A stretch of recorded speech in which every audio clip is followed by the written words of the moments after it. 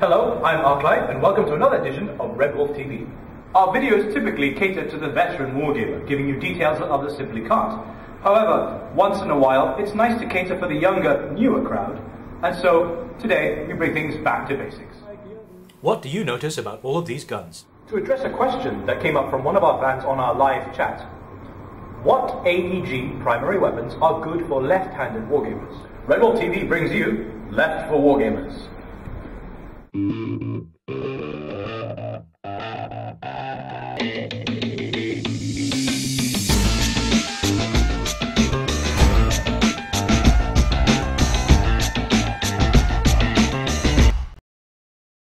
Now, of course, it is generally true that veterans appreciate ambidextrous weapons because sometimes, particularly in tight quarters, it's handy to be able to switch from left to right.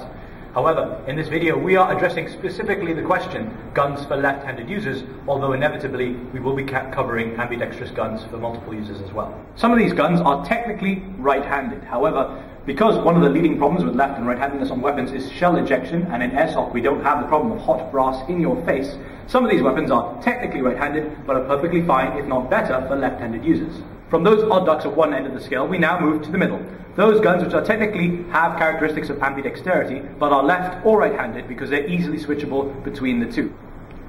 Then, at the far other end of the scale, we have the truly ambidextrous weapons. Weapons so ambidextrous that you could literally move it from left to right shoulder and it makes no difference, even reflecting the replicator of the real world weapon, which is just as ambidextrous.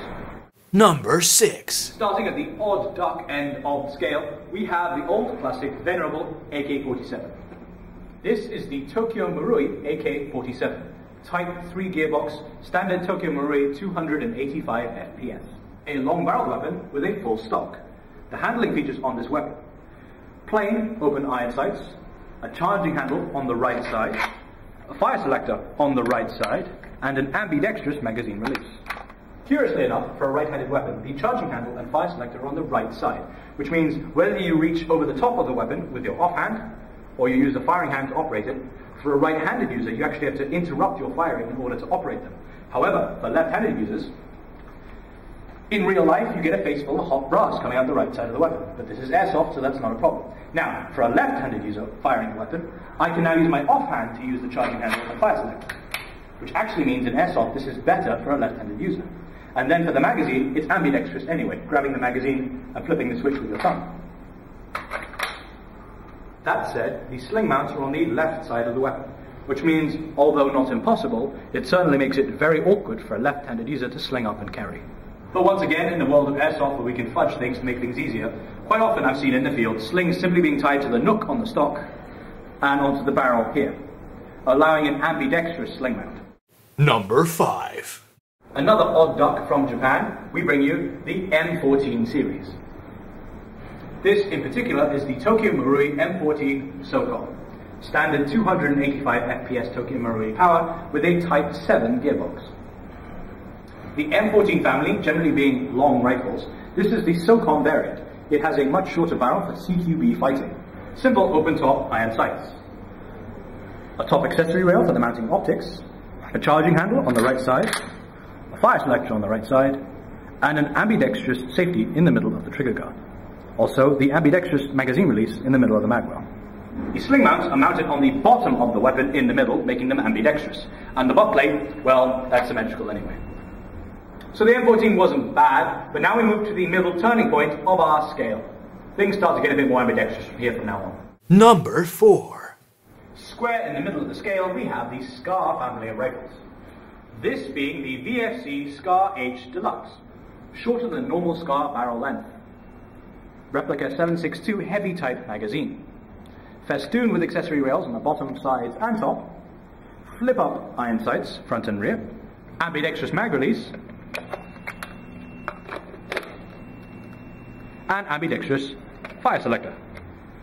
The functional bolt release is on the left side. However, it is fairly easily reachable by either hand. The symmetrical sling mount setup allows it to be strung up from the left or the right. Or, both at the same time if you want some kind of bizarre hammock gun. The stock adjustment buttons are on the left side of the stock, designed for use with the thumb. But reaching it down from the top, a left-handed user simply uses their index finger instead. 340 FPS. VFC SCARs come with this handsome carry case. The deluxe version comes with this quick detach silencer. Number 3.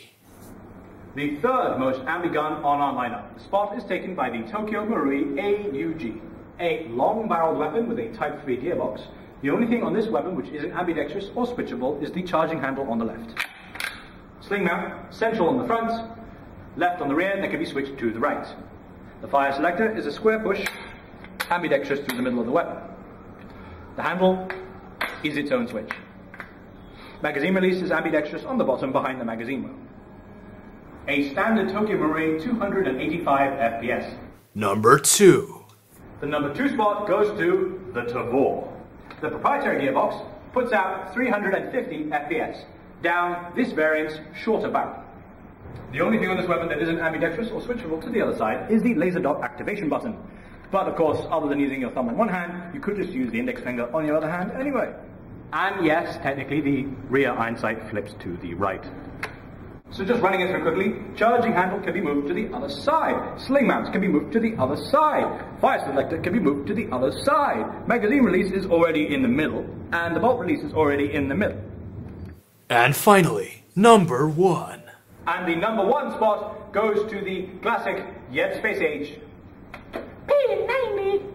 When anyone queries me on the agility of a P90, I like to reply with a little bit of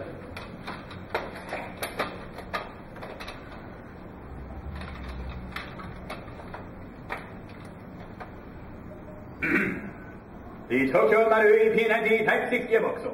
Magazine activation is ambidextrous on the top. And just like the real steel, although in this case the non-functioning ejection port is on the middle and would eject straight down. The fire selector is in the middle, and the charging handle is accessible from both sides. And the sling mounts are also ambidextrous, so it can be slung to the left, to the right, to the middle, to the top, to the side, upside down, whatever you want really. However, the accessory rail is only available on the right side, unless you go for the flat top triple rail version, in which case you have rails all over it.